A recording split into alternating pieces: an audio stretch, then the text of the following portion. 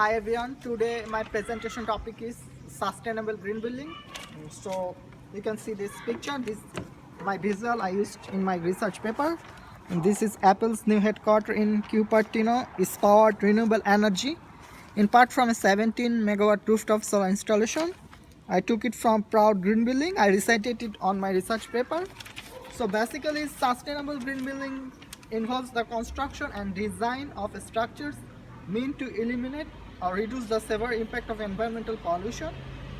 So due to the vast environmental, social and economic impact that sustainable green building has, it should be practiced on a broader scale globally.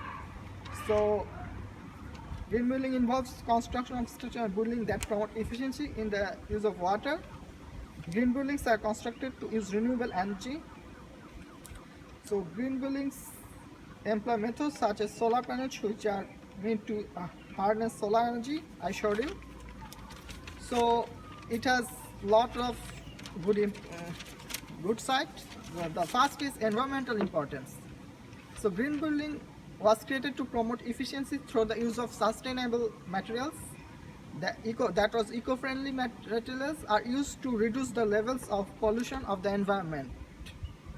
Second is economical importance. So green buildings promote cost saving that is achieved through the cheap and recycled materials used in the construction process. And the third is social benefits.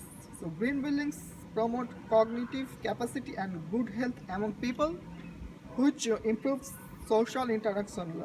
Employees who work in the workplace under green building have a better quality of life in terms of having a better sleep. So